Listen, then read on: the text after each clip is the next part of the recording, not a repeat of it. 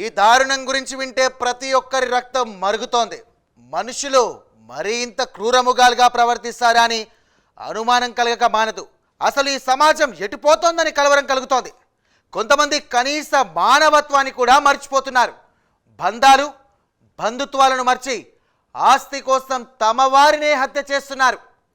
నవమాసాలు మోసి కని పెంచిన తల్లిదండ్రుల పాలిట కాలయముడయ్యాడు ఓ కుమారుడు. తల్లిదండ్రులను కంటికి రెప్పలా చూడాల్సిన కన్న కొడుకే అత్యంత పాశవికంగా ట్రాక్టర్తో ఢీకొట్టి వారిని హతమార్చాడు. ప్రాణభయంతో వారు పరుగులు పెట్టినా ఆ నీచుడు మనసుకు మాత్రం కనికరం కలగలేదు.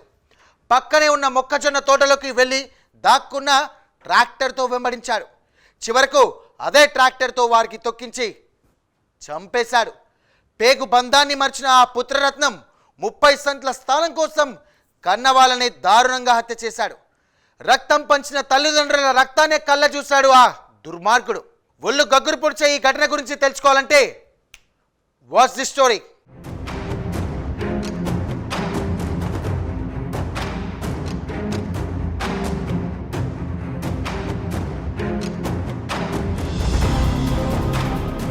విజయనగరం జిల్లా పూసపాటిరేగ మండలం నడుపూరు గ్రామంలో పాండ్రంకి అప్పలనాయుడు జయ దంపతులు నివాసముంటున్నారు. వీరికి రాజశేఖర్ అనే కొడుకు, రాధ అనే కుమార్తె ఉన్నారు.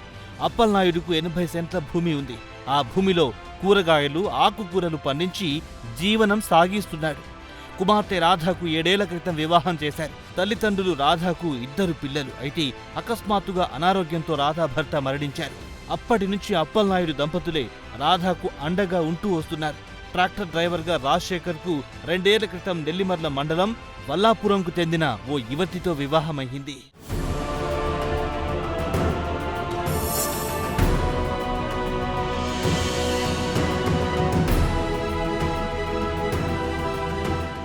అప్పలనాయుడు తన 80 సెంట్ల భూమిలో 20 సెంట్ల భూమిని రాధ వివాహ సమయంలో కట్నంగా ఇచ్చాడు.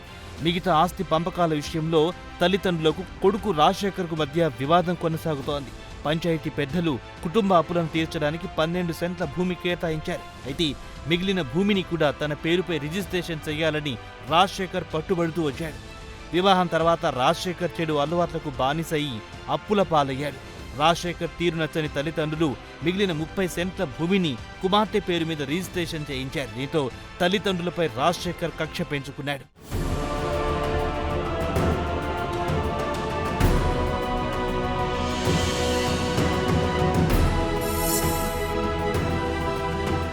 రాజశేఖర్ తరచూ రాధకు రిజిస్ట్రేషన్ చేసిన భూమి తిరిగి తనకివ్వాలని గొడవ పడుతూ ఉండేవాడు. ఇందుకు తండ్రి అప్పలనాయుడు మాత్రం ససేబీరా అన్నాడు.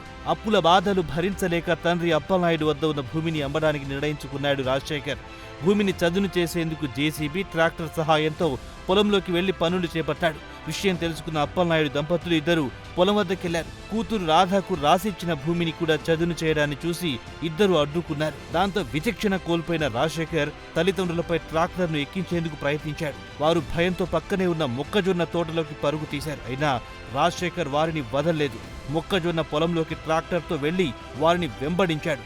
కన్నవాడే కాలనాగులా మారి వేటాడుతుంటే ఏం చెయ్యాలో తెలియని ఆ తల్లిదండ్రులు తమను వదిలేయాలంటూ కాళ్లావేళ్ల పడ్డారు. పొలం వెంట పరుగులు తీశారు. తప్పించుకునేందుకు శత విధాల ప్రయత్నించారు. కానీ కుమారుడి రూపంలో పుట్టిన రాక్షసుడి ముందు వారి ప్రయత్నం ఫలించలేదు.